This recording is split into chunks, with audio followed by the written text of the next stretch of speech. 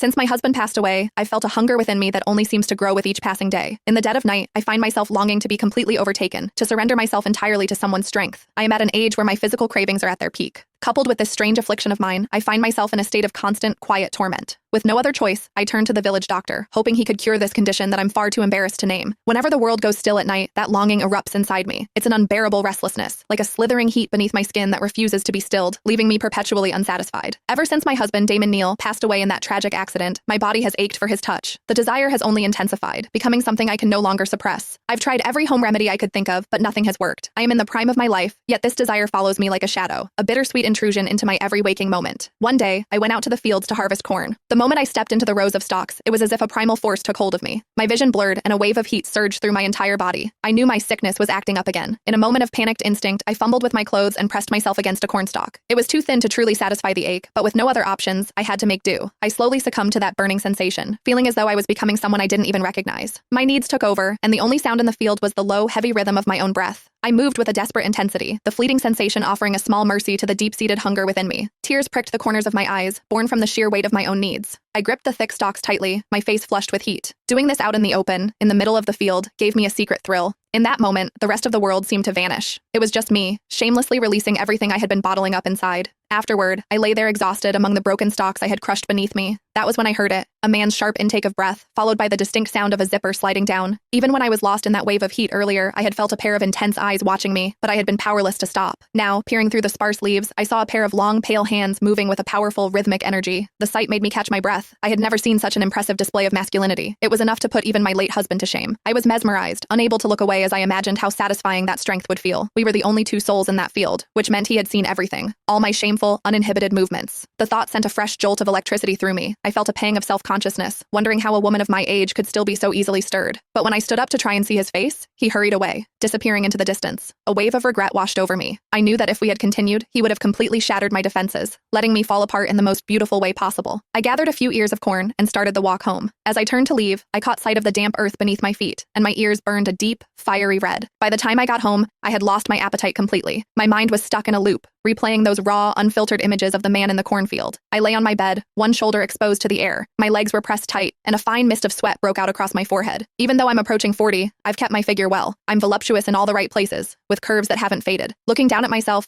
I couldn't help but sit a little straighter. Summer had arrived, and for some reason, my condition was only getting worse. I had heard that a new doctor had moved to the village, a man named Roderick Walker. Biting my lip, I weighed my options and finally decided to seek help. If this continued to escalate, I feared I wouldn't be able to lead a normal life. Early the next morning, I dressed and headed to the clinic. When I arrived, I was startled to find that Roderick was tall,